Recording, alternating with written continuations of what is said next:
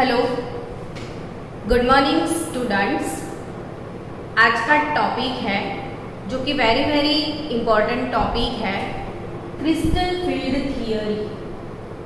ये crystal field theory समझने में बच्चों को काफ़ी टाइम लग जाता है, इसीलिए आज हम ट्राई करेंगे कि वो थियरी का जो छोटे से छोटा पॉइंट है उसको कवर किया जाए। और अगर आपके पास वीडियो रहेगा तो जब भी आपको डाउट आते हैं ये वाली थियरी में, तो आप उसको रिवाइज करके थियरी प्रिपेयर कर सकते हो। ये बोर्ड के लिए भी काफ़ी इम्पॉर्टेंट टॉपिक है जो कि 4 मार्क्स में, वैसे भी according to our board paper style, complex compound से 4 मार्क्स का क्वेश्चन आता है। तो 4 मार्क्स के क्वेश्चन में इसको प्रायोरिटी दी जाती है कि एक्सप्लेन क्रिस्टल फील्ड थियरी। और अगर आप कॉम्पिटिटिव लेवल पे जाओगे तो क्रिस्टल फील्ड थियरी अगर नहीं पता है तो कोई भी एमसीक्यू जो है कॉम्प्लेक्स कंपाउंड का वो सॉल्व ही नहीं कर पाओगे।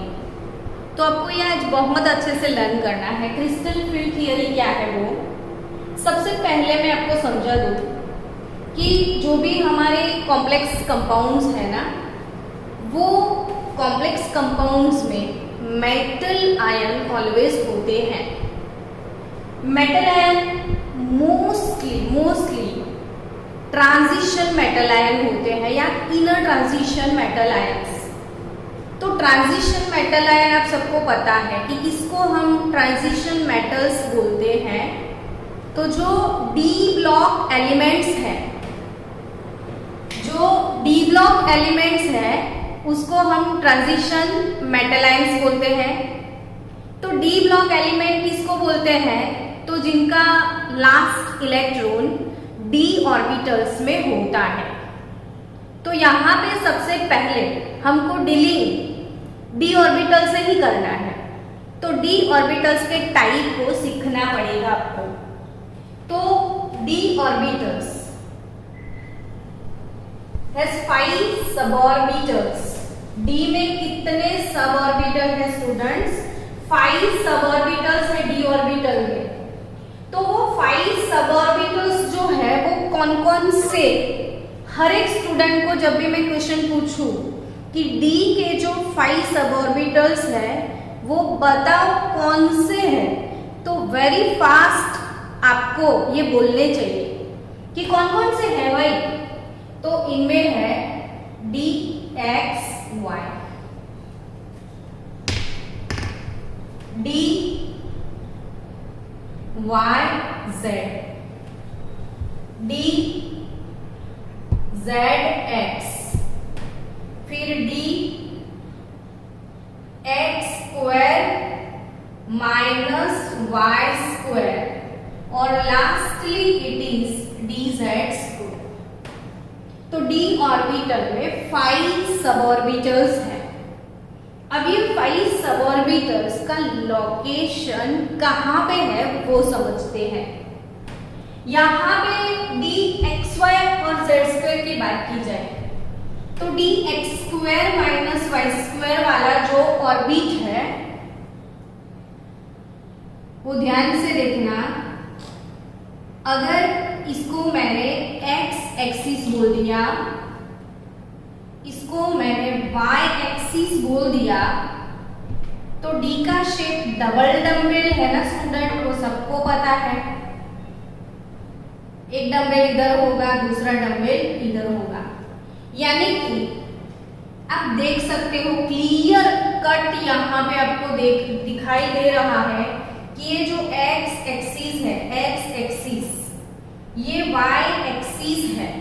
तो ये वाला जो अपना ऑर्बिट है d x square minus y square, वो पूरा एक्सिस के ऊपर है। D x square minus y square कोई भी ऑर्बिटल होता है ना स्टूडेंट, ऑर्बिटल, इसका मतलब क्या होता है?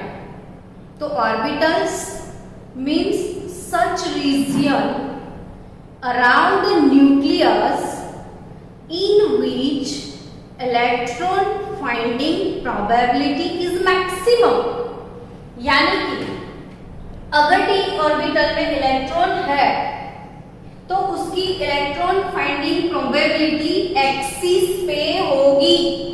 कौन से एक्सिस पे? तो x एक्सिस पे और y एक्सिस पे इलेक्ट्रॉन फाइंडिंग प्रोबेबिलिटी होगी, यानी इलेक्ट्रॉन कहीं कहीं ये वाले रीजन में है। ठीक है, चलो नेक्स्ट मैं dz² की बात करूं तो આ क्वेश्चन આવે છે। ओके, dz² की बात की जाए स्टूडेंट, तो dz² जो कि अपना ऐसा ऑर्बिट है, अगर मैं इसको z एक्सिस बोल दूं तो ये अपना ऐसा ऑर्बिट है जिस पे सिंगल डंबल है dz²। ये भी कॉम्पिटिटिव लेवल पे क्वेश्चन आता है, सबको पता है कि d का शेप डंबल शेप है, लेकिन वो 5d में से एक d ऑर्बिटल ऐसा है जो कि डबल डंबल नहीं है, सिंगल डंबल है, वो है dz²। और ऐसे यहाँ पे दो रिंग्स होते हैं, तो आप क्लियरली देखो, ये जो है वो x एक्सिस पे है, ये y एक्सिस के ऊपर है और ये z एक्सिस के ऊपर है, यानी ये दोनों जो ऑर्बिटल है dx² - y², dz², ये दोनों की अपनी दुनिया है। ये दोनों ऑर्बिटल को तीनों ऑर्बिटल से कुछ अलग है, इनमें कुछ अलग है, ये तीनों से अलग क्या है? तो they are along with axis only guys, they are along with axis, वो एक्सिस के ऊपर होते हैं। और इन दोनों ऑर्बिटल्स को Eg ऑर्बिटल, इनके टर्म सिंबल जो होते हैं ऑर्बिटल्स के, तो इनका टर्म सिंबल प्रोवाइड किया गया है Eg, यानी मैं जब भी Eg ऑर्बिटल्स ऐसा बोलूं तो आपको समझना है कि Eg यानी dx² - y² एंड dz²। अब यहाँ पे बची 3 सब ऑर्बिटल्स d के, dxy, dyz और dzx, वो कहाँ पे है वो समझते हैं। तो यहाँ पे जो xy है, xy ऑर्बिटल, सपोज मैंने इसको x बोल दिया, इसको y एक्सिस बोल दिया, तो ये वाले जो ऑर्बिटल है वो बिल्कुल भी एक्सिस पे नहीं है। तो ये कहाँ है? तो दो एक्सिस के बीच में जो प्लेन है, ये एक्सिस पे है, ये प्लेन में है। तो यहाँ पे प्लेन कौन सा? तो xy प्लेन, xy प्लेन में है वो। तो यानी कि देखो ये वाला xy प्लेन हुआ, तो यहाँ पे ऐसे जाओगे तो ये भी x, ये भी y, तो ये भी xy प्लेन हुआ ना, और ये भी yx, तो xy प्लेन ही होगा। तो एक यहाँ पे होगा डंबल और एक यहाँ पे, यानी कि क्लियर कट आपको ये समझना है कि dxy का शेप जो है वो डबल डंबल है और वो xy प्लेन के अंदर है, एक्सिस पे नहीं है। सेम वे dyz में बोल दूं तो y मैंने यहाँ लिख दिया, z मैंने यहाँ लिख दिया, तो ये yz प्लेन के अंदर होगी। वो कौन सी? तो dyz ऑर्बिटल्स, तो ये dyz प्लेन के अंदर है। और वैसे सेम ये z और ये x, तो dzx प्लेन के अंदर है, नॉट ऑन एक्सिस, तो ये हो गया अपना dzx ऑर्बिटल। अब समझो ये वाली 3d की सब ऑर्बिटल, यहाँ पे किसी भी बच्चे को ये तो पता चल गया कि d हैज 5 सब ऑर्बिटल्स और 5 में से 3 जो है वो प्लेन में है, 2 जो है वो एक्सिस के ऊपर है, यानी एक्सिस के ऊपर वाली Eg ऑर्बिटल्स है, और जो कि प्लेन में है ये वाली एक्सिस पे है, और जो प्लेन में है ऑर्बिटल। इनका टर्म सिंबल क्या है स्टूडेंट्स? T2G। इसका टर्म सिंबल है T2G, इसका टर्म सिंबल है Eg। अब T2G Eg का टर्म सिंबल ये क्लियर कट हो गया कि ये 3 प्लेन पे है, 2 एक्सिस पे है और D के अंदर 5 सब ऑर्बिटल्स है। इसको आगे समझते हैं कि अब ये जो 5 सब ऑर्बिटल्स थे वो 5 सब ऑर्बिटल की जो एनर्जी थी, एनर्जी वो सेम होती है। और जिन ऑर्बिटल की एनर्जी अगर सेम होती है तो उनको डीजेनरेट ऑर्बिटल्स होते हैं। तो orbitals having same energy levels are called degenerate orbitals. तो डी के अंदर जो 5 सब ऑर्बिटल्स है उन सब की एनर्जी इक्वल है, so they are called degenerate orbitals. अब होता क्या है वो समझते हैं। तो यहाँ पे सपोज मेरे पास कोई कॉम्प्लेक्स है, जैसे कल हमने पढ़ा था NiCN4 या फिर NiCl4-2, लेकिन यहाँ पे ये मेटल आयन है निकल। अब निकल मेटल की बात की जाए, निकल मेटल की बात की जाए तो निकल मेटल के अंदर 5d ऑर्बिटल्स है या नहीं है? तो है 5, मतलब टोटल नंबर ऑफ 5d नहीं है अंदर 3d, बट 5d ऑर्बिटल्स यहाँ पे है। तो वो 5d ऑर्बिटल्स निकल के सराउंडिंग में कहाँ है? तो अगर निकल के आजू बाजू में मैंने स्फेरिकल शेप एज्यूम किया या स्फेरिकल फील्ड एज्यूम किया, तो निकल के सराउंडिंग में ये 2 एक्सिस है x और y, तो इस पे होगा dx² - y² होगा कि नहीं? फिर यहाँ पे ऐसे z एक्सिस होगा, ऐसे z एक्सिस होगा तो उस पे भी एक डंबल है dz² का, यानी अप और बिलो। इसके ऊपर समझो ये x एक्सिस है, ये y एक्सिस है, तो x और y एक्सिस के ऊपर dx² - y² है। यहाँ से आप ऐसे एज्यूम करोगे तो यहाँ पे dz² है और उसके पीछे भी dz² है। अब बचे प्लेन, तो प्लेन में भी तो है T2G Eg, तो निकल के आजू बाजू उसकी 5d ऑर्बिटल निकल को प्रोटेक्शन देते हुए उसके सराउंडिंग्स में उसके सोल्जर्स यहाँ पे प्रेजेंट है। निकल के आजू बाजू निकल के सोल्जर्स जो कि d नाम के ऑर्बिटल्स है वो उसके सराउंडिंग्स में स्फेरिकली अरेंज हो चुके हैं।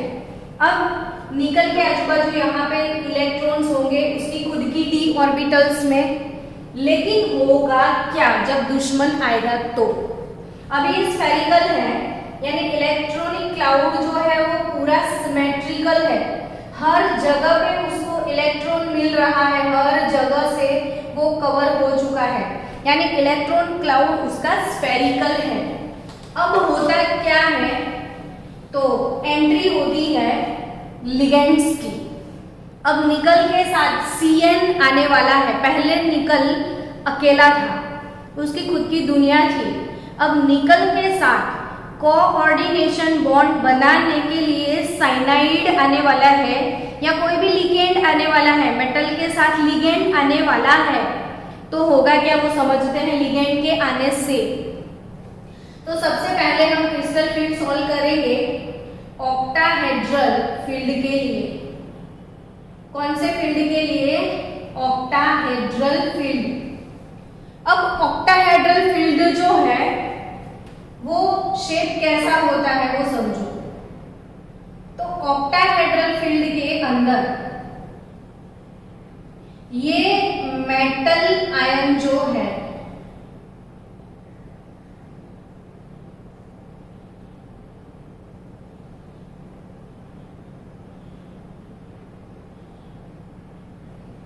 ऑक्टाहेड्रल फील्ड के अंदर ये मेटल आयन जो है, मेटल आयन उसके सराउंडिंग्स में उसके d ऑर्बिटल्स है। अभी मैंने आपको सीन दिखाया था कि उसकी पूरी पूरी आर्मी उसके घर के आजू बाजू में फैली हुई है, जिसको डी आर्मी हम बोलेंगे। अब इसको डोनेशन देने के लिए लिगेंड की एंट्री होती है। तो लिगेंड की एंट्री यहां से हो रही है। अब यहां से मतलब कहां से? तो ये जो मेटल है, इसके घर में बाहर से कोई दुश्मन आने वाला है। वो दुश्मन लिगेंड जो है, वो दुश्मन क्यों है? तो कि लिगेंड क्या लेके आएगा? इलेक्ट्रॉन लेके आएगा। लिगेंड क्या लेके आएगा? इलेक्ट्रॉन लेके आएगा। मेटल आयन की डी ऑर्बिटल्स में क्या है?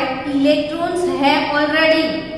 तो इलेक्ट्रॉन के ऊपर नेगेटिव चार्ज होता है, यानी हमारे घर में नेगेटिव है, आने वाला भी नेगेटिव है, तो दो नेगेटिव लोगों के बीच में क्या होगा? रिपल्शन। तो बट ऑब्वियस वो दुश्मन हुआ, फ्रेंड तो होगा नहीं। तो यानी कि यहाँ पे जो लिगेंड आने वाला है वो कहाँ से आ रहा है? लिगेंड यानी आने वाला दुश्मन जो है, वो दुश्मन कहाँ से आ रहा है? अपने घर में। वो देखो ध्यान से। तो दुश्मन की जो एंट्री है वो मेटल आयन की, ये डायरेक्शन की बात करें तो एक्स एक्सिस, ये वाई एक्सिस, और ये ऊपर ऐसे होगा, यानी पेपर पे ऐसे ड्रॉ किया है लेकिन ये ऐसे होगा ना, तो ये Z axis, D z square. Z axis पे कौन है? D z square. X axis पे कौन है? ये एक्स, ये वाई और ये जेड। तो ऑक्टाहेड्रल फील्ड में लिगेंड एक्सिस के ऊपर से आने वाले हैं। तो लिगेंड अगर एक्सिस के थ्रू आ रहे हैं तो रिपल्शन एक्सिस के ऊपर फील होगा। यानी समझो आप कि यहाँ पे डी के जो 5 सबऑर्बिटल्स है, which is degenerate 5 D orbitals, वो अपनी दुनिया में सुखी थे। अचानक से दुश्मन आ रहा है। जैसे अभी चाइना की बॉर्डर से आर्मी आए तो हम थोड़े अनस्टेबल तो होंगे ही कि भाई दुश्मन आ रहा है, तो हम अलर्ट हो जाए, उसके साथ हमको लड़ना है, उसके साथ हमको फाइट करना है। वैसे ही अब आने वाला है लिगेंड, तो मेटल आयन की कौन सी आर्मी जो है वो अलर्ट हो जाएगी? तो कि यहाँ पे वो आर्मी अलर्ट होगी जिसको प्रॉब्लम होने वाला है। तो यहाँ पे लिगेंड आने वाले हैं एक्स वाई जेड एक्सिस के ऊपर से। अब एक्स वाई जेड एक्सिस के ऊपर मेटल आयन की कौन सी आर्मी है? तो डी ऑर्बिटल्स। कौन सी डी ऑर्बिटल्स? तो d x square minus y square और डी जेड स्क्वायर, यानी ईजी ऑर्बिटल्स जो है वो एक्सिस के ऊपर है।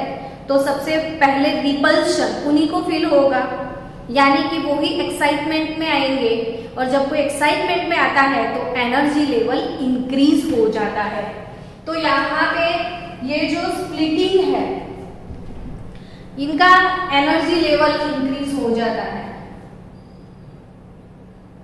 और 5 जो कि एनर्जी लेवल पांचों का सेम था, अब उनमें स्प्लिटिंग हो जाएगा। तो एक्सेस एनर्जी किसका बढ़ जाएगा? तो कि जो एक्सिस पे है वो, एक्सिस पे कौन है बच्चों? Easy orbitals. और प्लेन में जो है उनको कुछ नहीं होने वाला है, क्योंकि उनके साथ फाइट कोई नहीं करेगा। यहाँ पे प्लेन में कोई नहीं दुश्मन आ रहा है, तो उनके साथ फाइट नहीं होगा। फाइट खाली एक्सिस पे होने वाला है। सो एक्सिस वाले जो ऑर्बिटल्स हैं, ईजी ऑर्बिटल्स, वो ईजी ऑर्बिटल्स का एनर्जी लेवल जो है वो इंक्रीज हो जाएगा। अब इनको स्प्लिटिंग बोलते हैं। एनर्जी के अंदर जो डिफरेंस क्रिएट होता है उसको स्प्लिटिंग बोलते हैं, स्प्लिटिंग ऑफ एनर्जी। तो यहाँ पे इन दोनों के बीच का जो एनर्जी गैप है, दोनों के बीच का एनर्जी गैप क्रिएट हो गया, उस एनर्जी गैप को हम डेल्टा ओ बोलेंगे। एनर्जी गैप क्या है? डेल्टा ओ, ऑक्टाहेड्रल है इसलिए ओ। तो ये एनर्जी गैप इसको बोलते हैं बैरी सेंटर। तो ये है अपना बैरी सेंटर, और ये बैरी सेंटर से वो अप जाता है, ये बैरी सेंटर से डाउन आता है, यानी कि ये इतना स्टेबल होता है और ये इतना अनस्टेबल होता है, जो कि इसकी एनर्जी इंक्रीज होती है। अब इसकी एनर्जी कितनी इंक्रीज होती है? तो जो टोटल एनर्जी गैप है, टोटल एनर्जी गैप, तो यहाँ पे 2 ऑर्बिट है, तो अब जस्ट याद रखने के लिए ये रखो 2 है ना, तो 3/5 वो अप जाएंगे, और 2 है ना, 3 है ना, तो 2/5 वो डाउन आएंगे। तो टोटल एनर्जी डिफरेंस में से 3/5 डेल्टा ओ जितना एनर्जी लेवल इनका इंक्रीज होगा, और -2/5 डेल्टा ओ जितना एनर्जी लेवल इसका डिक्रीज होगा। तो ये बैरी सेंटर से इतना अप जाएगा, ये बैरी सेंटर से इतना लोअर, ये स्टेबल हुआ है, वो अनस्टेबल हुआ है, और इन दोनों के बीच का जो डिफरेंस है उसको डेल्टा ओ एनर्जी, यहाँ पे crystal field splitting energy delta o है, तो ये CF ऐसी एनर्जी है। तो डेल्टा ओ से ये इतना ऊपर, ये इतना नीचे। तो क्लियर कट आपको आई थिंक ये समझ में आया होगा कि ये क्रिस्टल फील्ड थियरी के अकॉर्डिंग डी ऑर्बिटल का स्प्लिटिंग होता है, जिसमें T2G ऑर्बिटल डाउन आते हैं, EG ऑर्बिटल अप जाते हैं। अब यहाँ पे आप क्या याद रखोगे? तो if strength of ligand increases, if strength of ligand increases, ligand का स्ट्रेंथ अगर इंक्रीज होता है, लिगेंड जितना स्ट्रॉन्ग होगा उतना डेल्टा ओ इंक्रीज हो जाएगा। लिगेंड जितना स्ट्रॉन्ग होता है ना, उतना ही डेल्टा ओ इंक्रीज होता है। तो यहाँ पे strength of ligand increases then delta o increases, यानी वो जो स्पेक्ट्रोकेमिकल सीरीज हमने पढ़ा था, आपको फिर से याद करवा दूं ताकि उसके बहाने आपकी प्रिपरेशन हो जाए। आई बहार सकीना की कली, सफर में OH ऑक्जेलेट पानी पी के चली। कितना मस्त राइमिंग वर्ड है ना। आई बहार सकीना की कली, सफर में OH ऑक्जेलेट पानी पी के चली, फिर सकीना उल्टी हो गई, NCS। तो सकीना को वॉमिट हो गई, वॉमिट में सकीना ने निकाला EDTA और अमोनिया, और उसकी वॉमिट में क्या नहीं था? तो नोतू, सुनोतू, तो ENCNCO।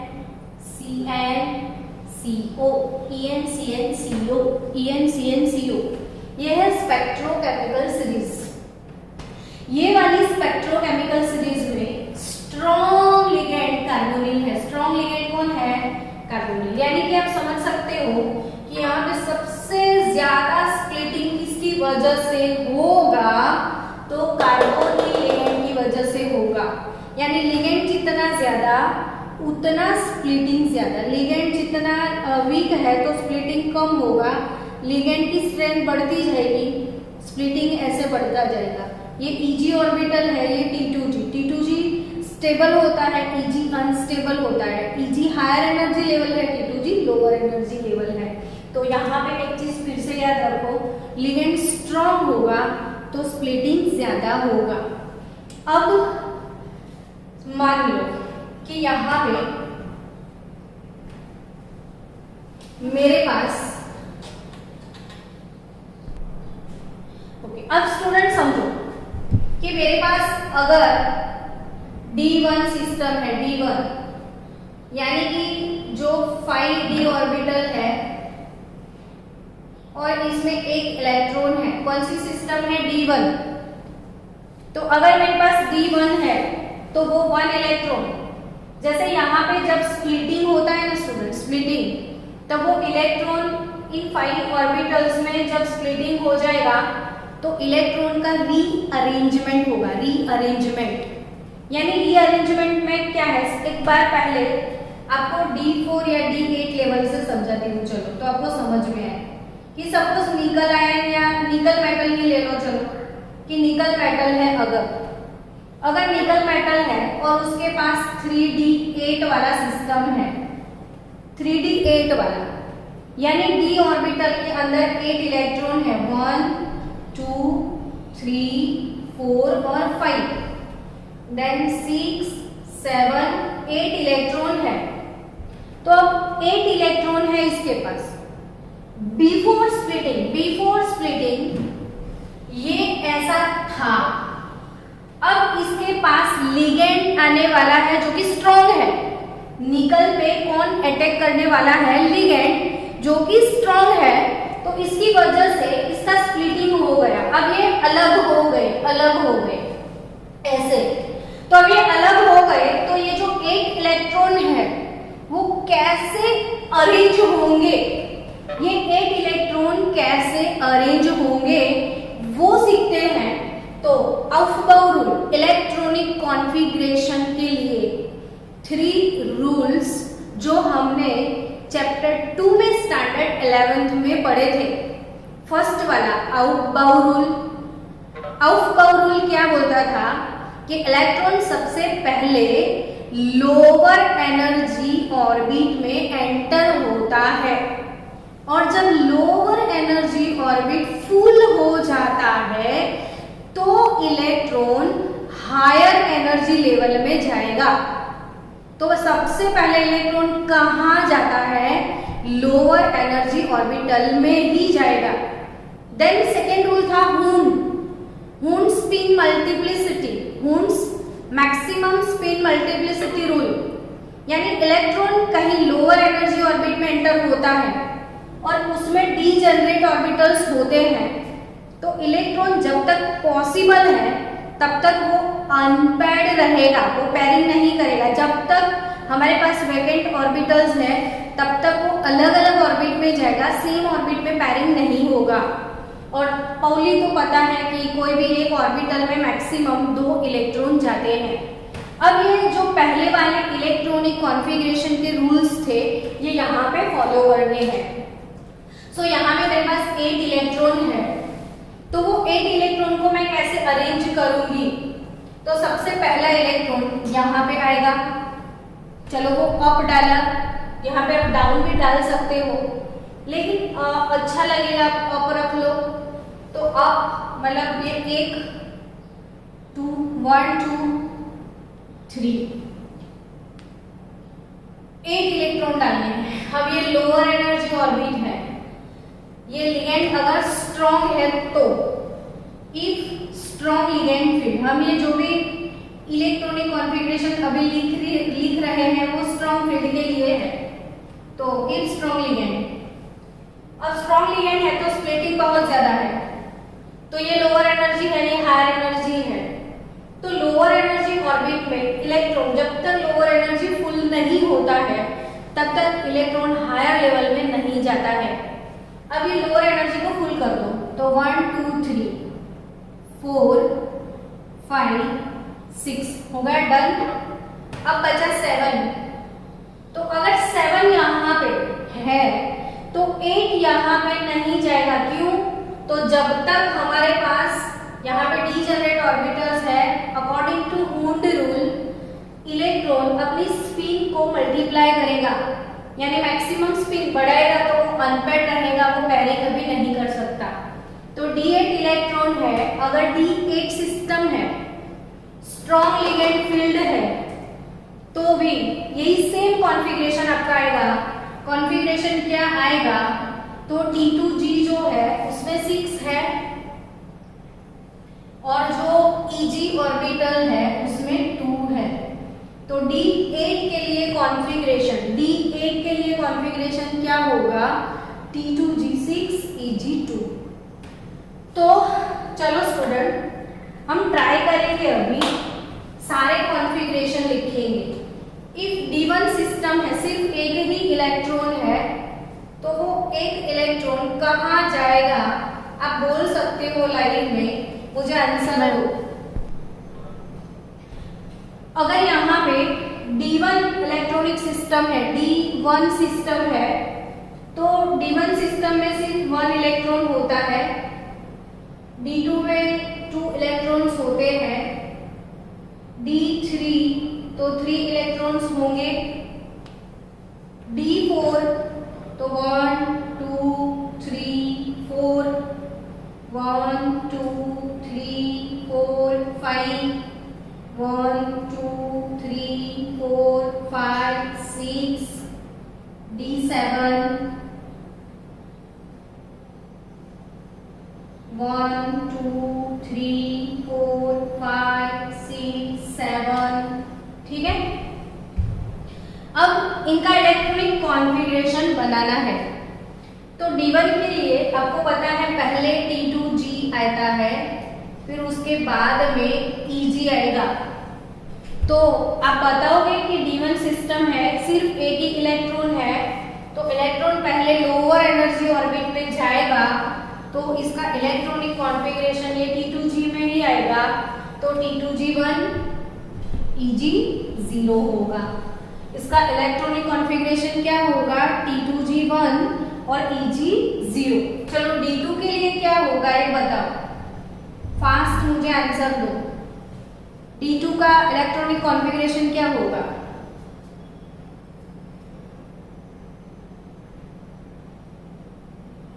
एनीवन?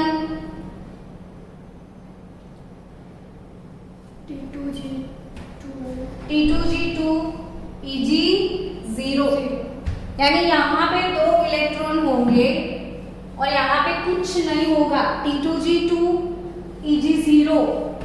अगर D3 इलेक्ट्रॉनिक सिस्टम है, then what will happen here, तो T2G और Eg, तो यहाँ पे 3 इलेक्ट्रॉन अकोमोडेट हो जाएंगे, तो कॉन्फ़िगरेशन 1 2 3 यहाँ पे कुछ नहीं होगा, तो T2G3 Eg0 हो जाएगा।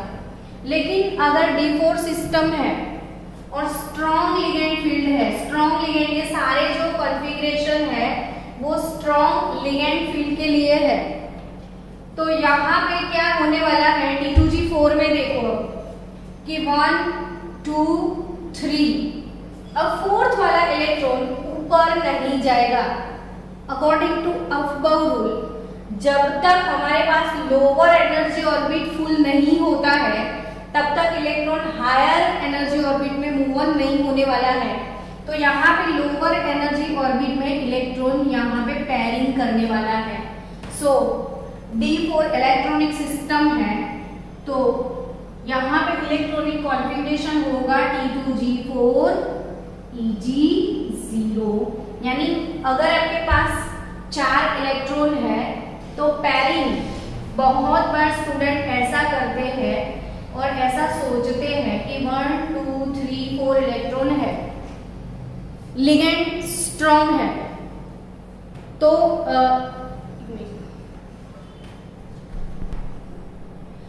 D4 इलेक्ट्रॉन है, लिगेंड स्ट्रॉन्ग है, तो स्टूडेंट क्या सोचते हैं कि लिगेंड स्ट्रॉन्ग है तो पेयरिंग हो जाएगा।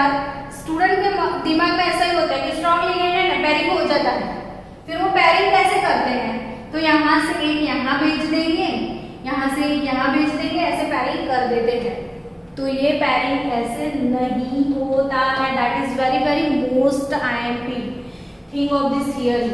तो अगर D4 सिस्टम है तो सिर्फ एक ही इलेक्ट्रॉन पेयरिंग करेगा, ये दोनों आपको अनपेड मिलने ही मिलने हैं। सो यहाँ पे ये वाला इलेक्ट्रॉनिक कॉन्फ़िगरेशन नीट में बहुत बार आ चुका है। सो ये T2G4 Eg0 हो जाएगा। If there is D5 electronic system, तो D5 ये 4 है, 5th इलेक्ट्रॉन यहाँ पे पेयरिंग करेगा, तो T2G5 Eg0 हो जाएगा। D6 है, तो भी T2G6 वाला यहाँ पे पैरिंग करेगा, Eg अभी भी खाली हो जाएगा तो T2G। अगर D6 इलेक्ट्रॉनिक सिस्टम है तो T2G6 Eg0, यानी ये दोनों इलेक्ट्रॉन यहाँ पे ऐसे पैरिंग करेंगे। D5 में क्या होगा, तो T2G5 था, यानी ये वाला इलेक्ट्रॉन यहाँ पे पैरिंग करेगा, ये वाला यहाँ पे पैरिंग करेगा। T2G4 में ये वाला यहाँ पे पैरिंग करेगा, यानी T2G4 Eg0। T2G3 1 2 3 में कोई पैरिंग नहीं होगा, इसमें ऐसा होगा। इसमें क्या होगा, D7 तो 1 2 3 6 पैरिंग हो जाएगा, एक अब चला जाएगा, यानी कि D7 सिस्टम होगा तो T2G6 Eg1 हो जाएगा, यानी ये इलेक्ट्रॉन यहाँ पे मूव हो जाएगा, ये यहीं पे ही रहेगा तो T2G6 Eg1 हो जाएगा। अब D8, तो D8 इलेक्ट्रॉनिक सिस्टम है, D8 इलेक्ट्रॉनिक सिस्टम है तो ये 7 तो डाल रखे हैं, 8 वाला यहाँ पे आ जाएगा तो T2G6 Eg2 हो जाएगा। D8 सिस्टम है, D8 सिस्टम। D9 में क्या होगा, D9 तो 1 2 3 4 5 6 7 8 9 तो T2G6 Eg3 हो जाएगा। और D10 तो आपको पता है T2G6 Eg4। तो ये स्क्रीनशॉट अगर किसी को लेना है तो ले लो, फास्ट आप जल्दी से स्क्रीनशॉट निकाल दो। तो जैसे हम स्ट्रॉन्ग लिगेंड के लिए मैंने लिखा, वैसा ही इलेक्ट्रॉनिक कॉन्फ़िगरेशन मुझे वीक लिगेंड के लिए भी लिखना है। हो गया? ओके, चलो अब वीक लिगेंड के लिए लिखेंगे। वीक लिगेंड होगा तो इलेक्ट्रॉनिक कॉन्फ़िगरेशन क्या होगा। नाउ फॉर वीक लिगेंड, तो आपको यहाँ पे याद रखना है कि लिगेंड अगर वीक होगा तो पैरिंग होने वाला नहीं है, कुछ भी नहीं होने वाला है, जैसा है वैसा रीअरेंजमेंट रहेगा। क्यों? क्योंकि लिगेंड वीक है। अब जब वीक लिगेंड आता है तो d ऑर्बिटल के साथ उसका रिपल्शन कम होता है। यहाँ पे रिपल्शन बहुत ज्यादा नहीं होता है, और ज्यादा रिपल्शन न होने की वजह से यहाँ पे स्प्लिटिंग भी ज्यादा नहीं होता है, यानी स्प्लिटिंग एनर्जी जो है वो काफी कम होती है। तो ऑलमोस्ट दोनों के एनर्जी लेवल में बहुत ज्यादा डिफरेंस नहीं आता है जब लिगेंड फील्ड वीक होता है। तो यहाँ पे हम सीखेंगे, D4 से स्टार्ट करेंगे कि इफ यहाँ पे मेरे पास D4 इलेक्ट्रॉनिक सिस्टम है, D4 इलेक्ट्रॉनिक सिस्टम है, लिगेंड अगर वीक है तो इसका कॉन्फ़िगरेशन क्या रहेगा। तो 1 2 3 4 D4 इलेक्ट्रॉनिक सिस्टम है। आपको पता है कि T2G और Eg। अब फोर्थ इलेक्ट्रॉन, तो फोर्थ वाला इलेक्ट्रॉन क्या करेगा वो समझना है।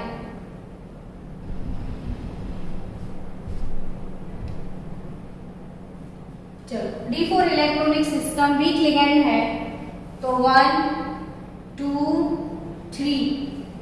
अब फोर्थ वाला इलेक्ट्रॉन यहाँ पे पैरिंग नहीं करेगा क्योंकि लिगेंड वीक है, क्योंकि यहाँ पे बहुत ज्यादा स्प्लिटिंग नहीं हुआ है, तो वो वुंड्स रूल फॉलो करेगा और वो अपनी स्पीड बढ़ाने की ट्राई करेगा। तो फोर्थ वाला इलेक्ट्रॉन यहाँ पे पैरिंग नहीं करेगा, ऊपर जाएगा। सो वीक लिगेंड फील्ड में ये कॉन्फ़िगरेशन हो जाएगा T2G3 Eg1। और यही सेम D4 सिस्टम है, स्ट्रॉन्ग लिगेंड फील्ड है, तो इलेक्ट्रॉनिक कॉन्फ़िगरेशन क्या हुआ था बच्चों, T2G4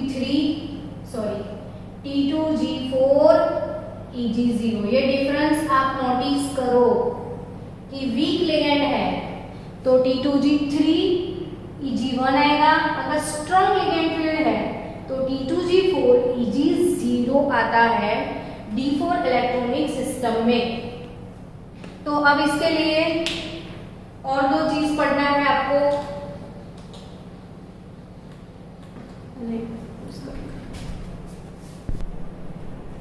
स्टूडेंट्स देखो, D4 इलेक्ट्रॉनिक सिस्टम है और लिगेंड अगर स्ट्रॉन्ग है, जो कि अभी अभी मैंने आपको एक्सप्लेन किया, तो अगर स्ट्रॉन्ग लिगेंड फील्ड है और D4 सिस्टम है, तो यहाँ पे आपको दो चीज याद रखनी है कि अगर लिगेंड फील्ड कैसा होता है, स्ट्रॉन्ग होता है, तो delta O value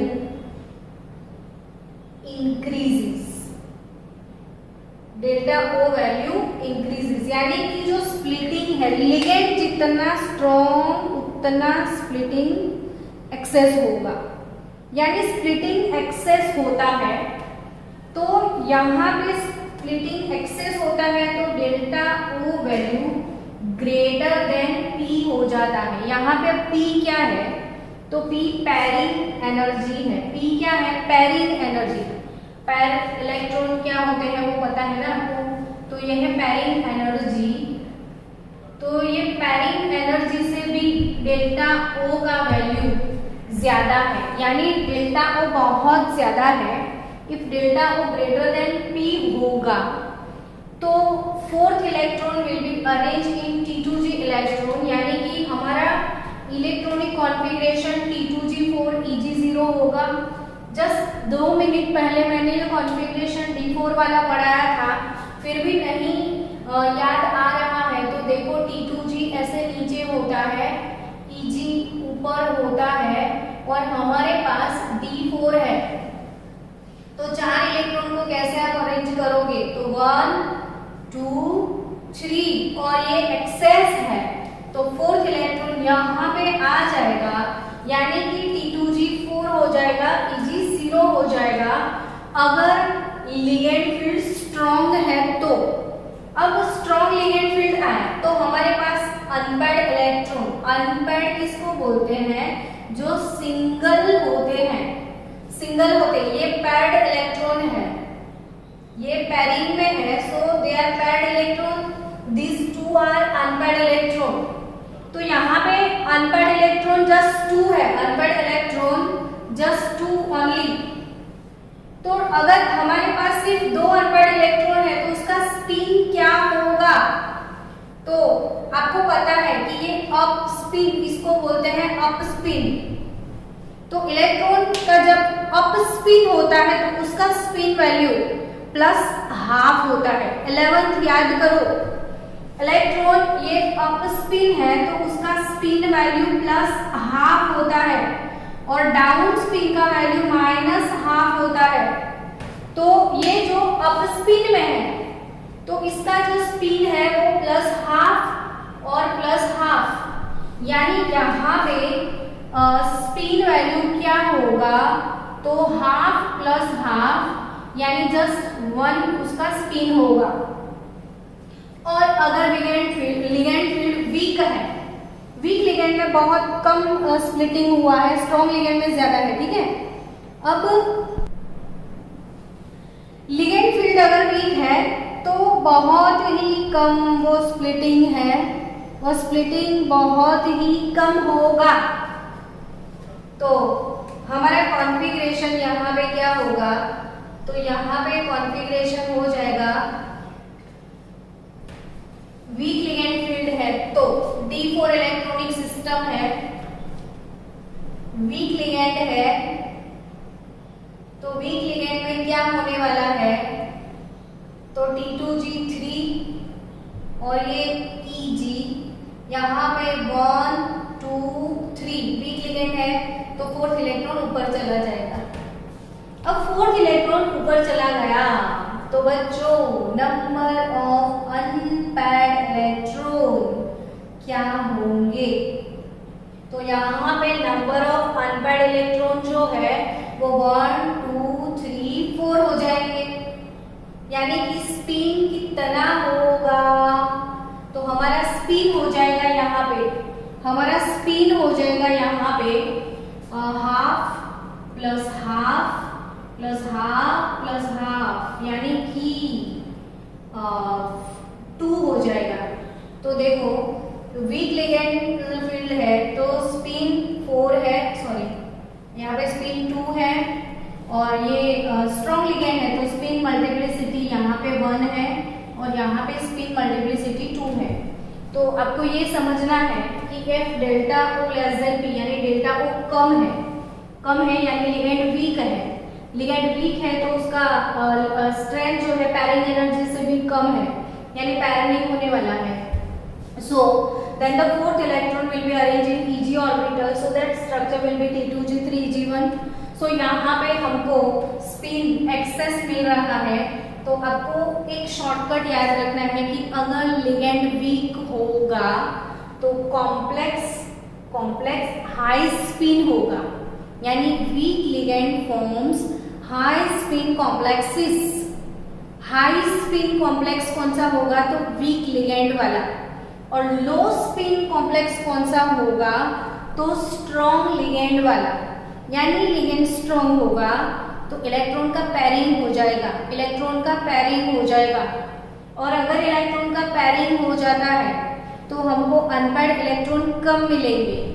unpaired electron कम आते हैं तो स्पिन कम आएगा।